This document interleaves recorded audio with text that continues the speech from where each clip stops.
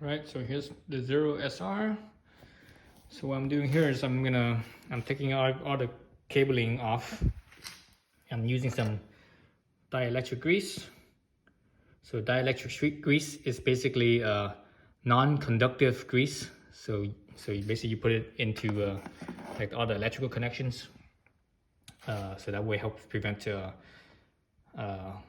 corrosion, but also water getting in there, creating a short, maybe, possibly. Also, when water gets in there, the connectors over time get corroded and potentially something could get shorted, whatever. So let's look at the example of this connection here, how I did it. After I pulled it out, this is the female side. Let's see, actually I already did it, but I basically stuck the tip of this on each little slot, and I just squeezed the grease in there. So there's only a little bit, it's like a little drop here and there, but that's what I did. So I'm gonna do that with basically everything that I can get my hands on. For the most part, everything's pretty safe. All this smaller little stuff here, these are all 12-volt systems, so you don't have to worry about it. You don't have to worry about getting electrocuted. But when you come over here, everything that's the orange wire, you have to be more careful. Actually, these ones are not too bad, because these ones are actually, you can see this, how this small wires are. It's not bad, but but you have to be careful of when you get to the thicker wires. That's when you have the battery. And the battery, I think it's what's the voltage on the battery? I think it's 96 volts or 98 volts, something like that. That's a nominal minimum.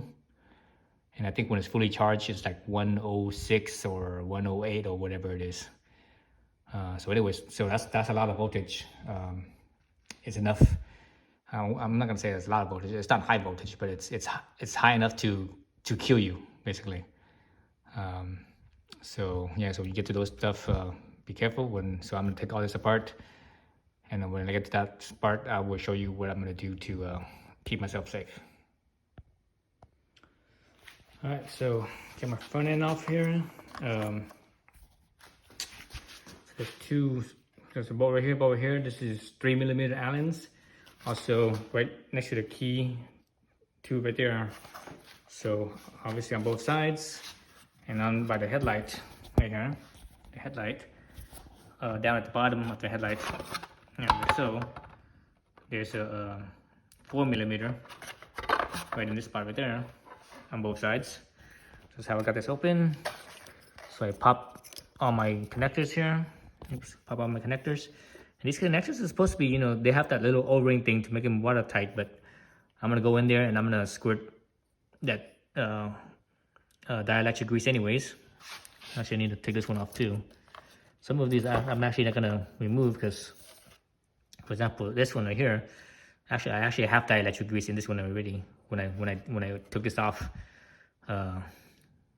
before I was in here, I put some dielectric grease in with the headlight, because I had taken the headlight off, not the headlight, but the light bulb. So I put dielectric grease in that one as well before. So I'm basically gonna take all this other stuff off and this last one to put some dielectric grease. So work my way from the front back, basically. All right, so I got everything up in the front and I buttoned everything back up already. Right here, this is see all those hydraulic lines? This is the ABS pump right here. So I guess this is the ABS unit. So I already actually disconnected it. There's a little lever right here that you actually push forward, you swing it forward, and you could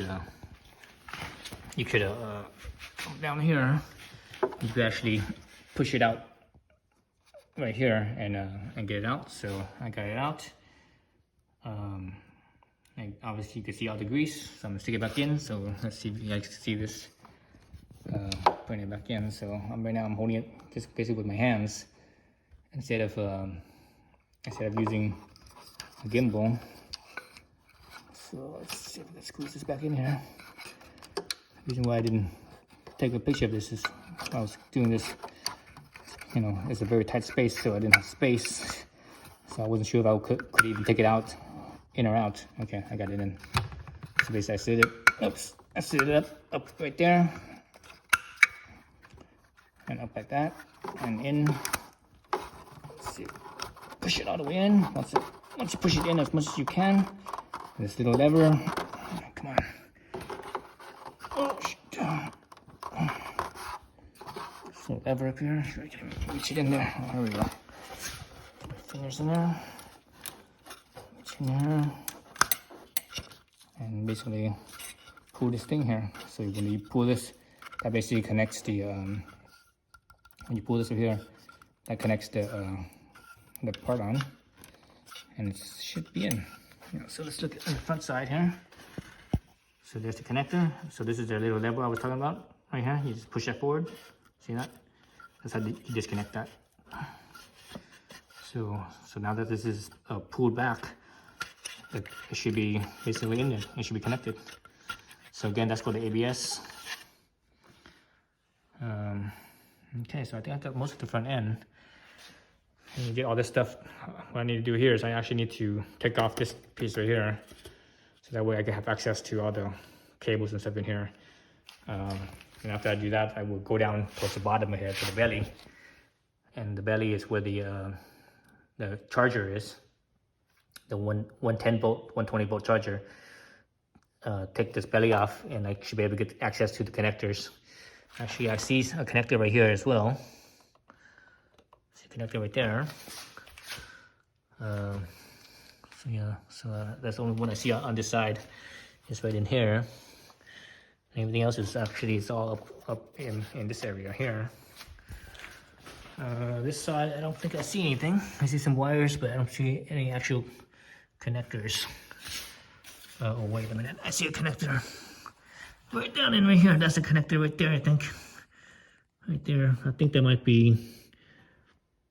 I'm wondering if that... No.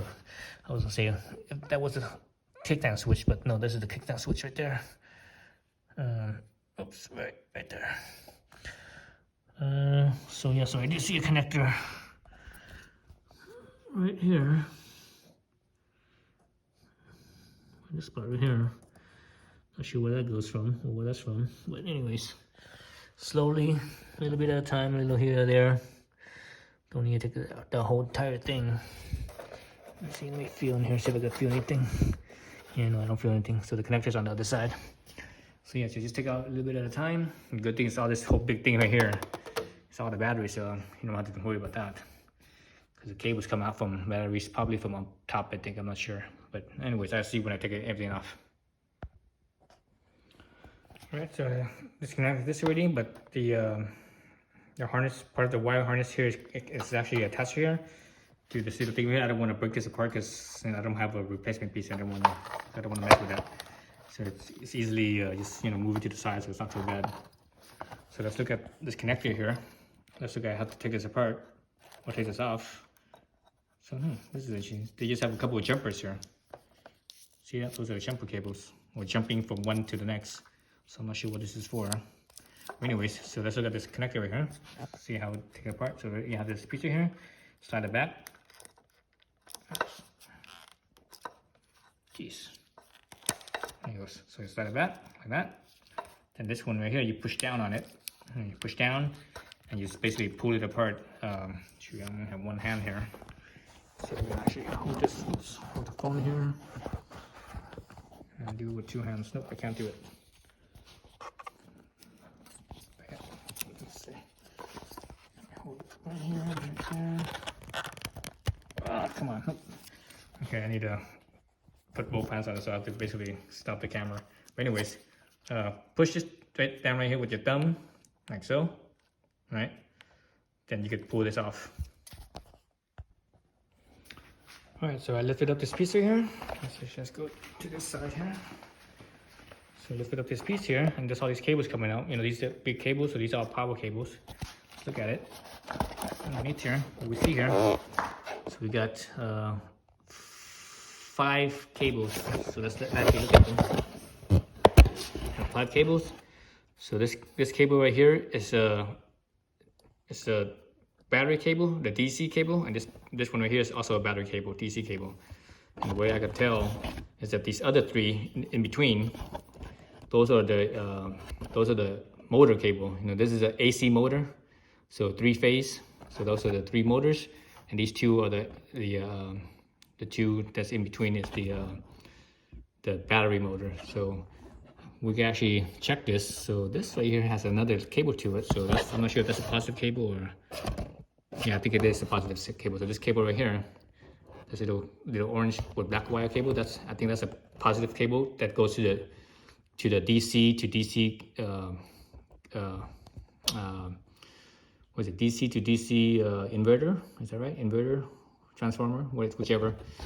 I always forget my terminology for electronics. But anyways, because the battery, remember the battery is 96 volts or 98 volts or whatever it is. So the electrical system on this bike, besides the motor, everything else, like all the lights and the ABS and all that stuff, the instrument in front, all that stuff is based on the 12 volt. So this little wire here, little orange wire here with the black stripe, that goes to the DC converters to change this 96 or 98 or whatever volts into 12 volts. So that goes to that converter and turns it into a 12 volt. So I think that's what it is. Actually, let me grab my my voltmeter and we can actually test this and we see.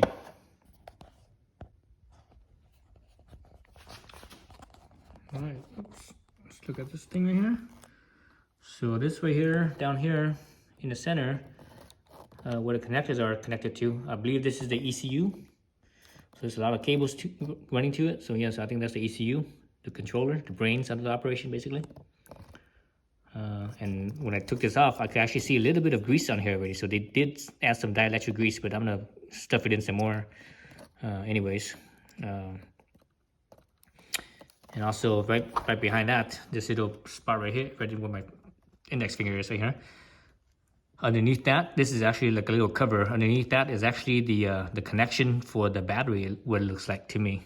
So basically that connector is like, it's like a cover that's downwards like that, and the connector comes from underneath into it. So I'm not gonna go in there and try to access that and dielectric grease that, because I think the way that it's designed, where it's, it has to plug upwards, it's pretty much gonna be waterproof unless I'm like washing the bike and I purposely spray water into this area, so which I'm not gonna do.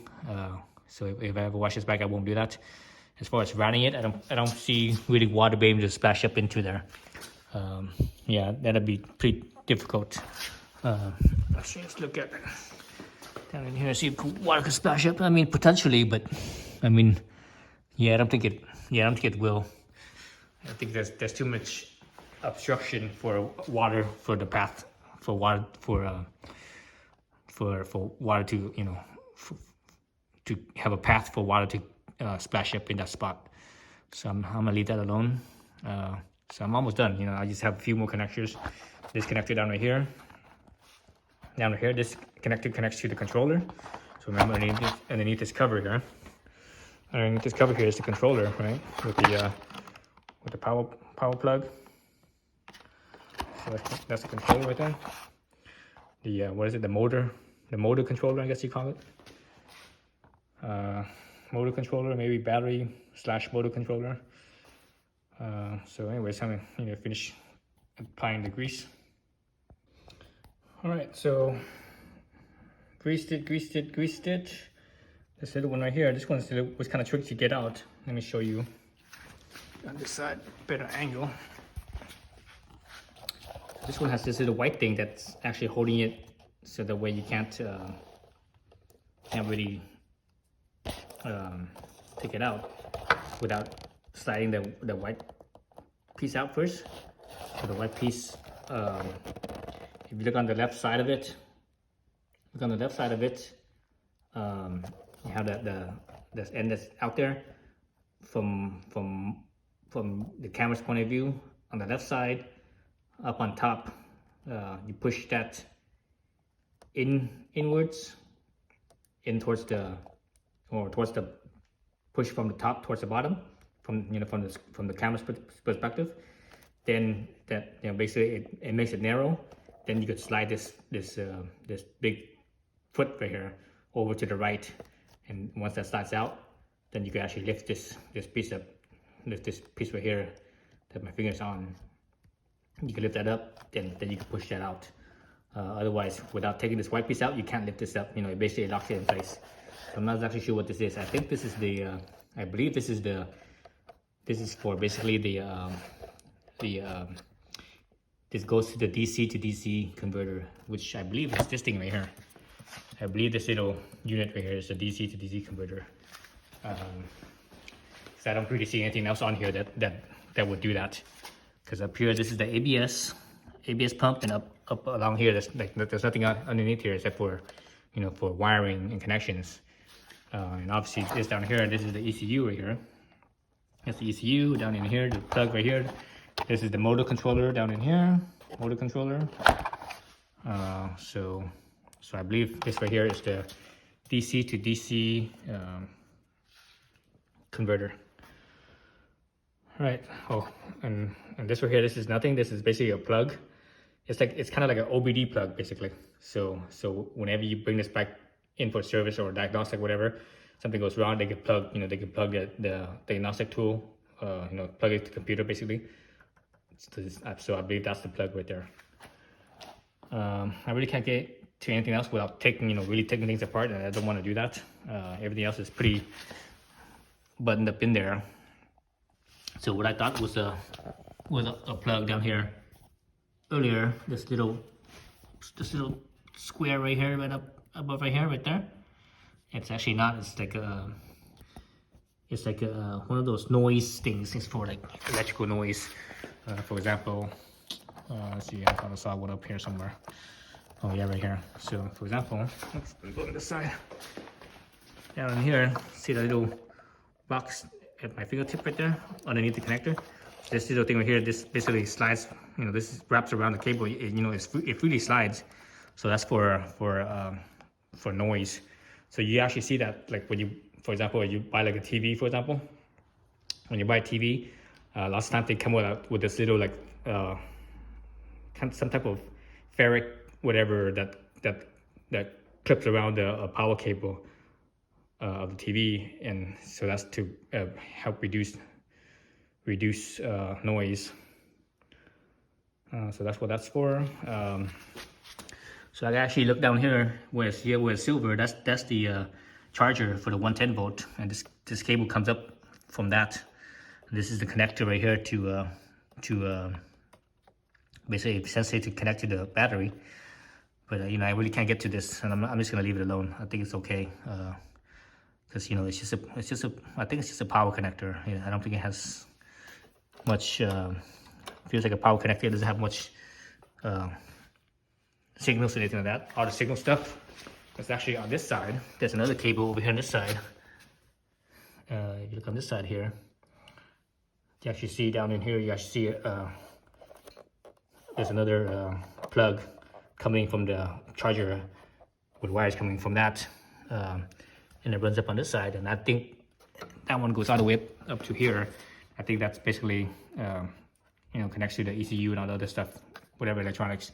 So that's where all the controlling unit is. So the wire on the right side I believe it's the actual power cable, and the one on the left side is all the the controlling cables.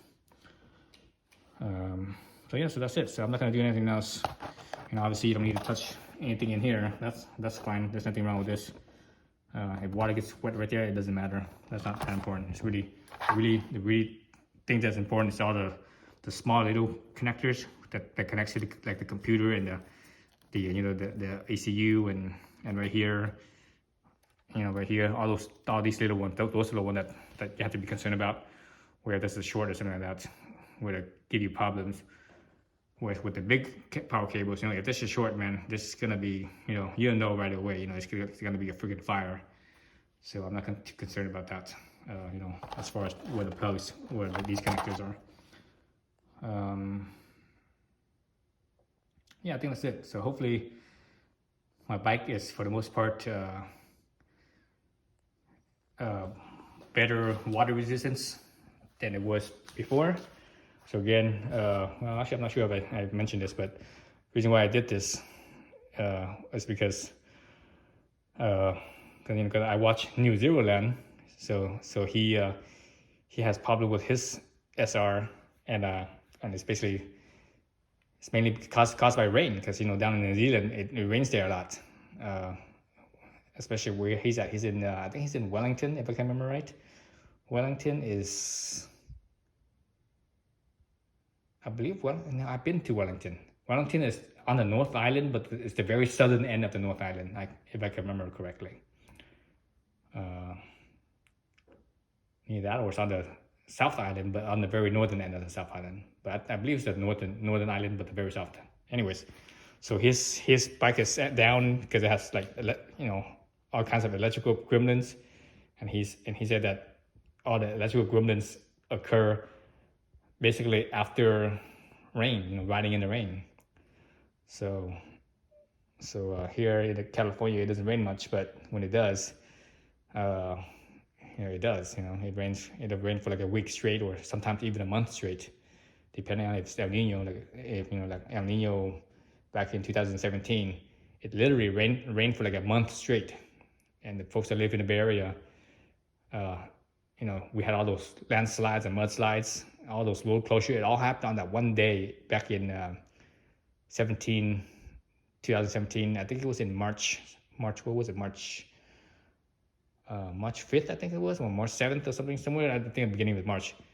Around that time, you know, back in February, it rained. It just rained for like a month long without nonstop, just slow, just very easy rain, but nonstop for a whole month. And then the ground just got saturated, and we just, you know, mudslides and stuff. So anyway, so potentially I could be in that situation, you know, raining for like a month, and I'm like, you know, I commute on this bike, so I don't want to be riding for a month long in rain. You know, if you ride for a month long in rain, water's gonna get into places. If it's just raining for like a few hours or whatever, then, you know, no big deal. But continuously for weeks at a time, then yeah, so you're probably gonna have a problem. So anyways, yeah, so that's it. I'm just gonna button everything back and call it good. So I didn't grease everything. You know, there's some stuff that I didn't grease. I mainly didn't grease like the stuff for the lights. For example, up in the front, I had greased the headlight, but I didn't grease the signal, the turn signal, the plugs for the turn signal. Back here, there's the turn signals and tail light. I'm not gonna grease that. So basically all the stuff for the lights, I'm not concerned about it, because, you know, nothing really goes wrong with the lights.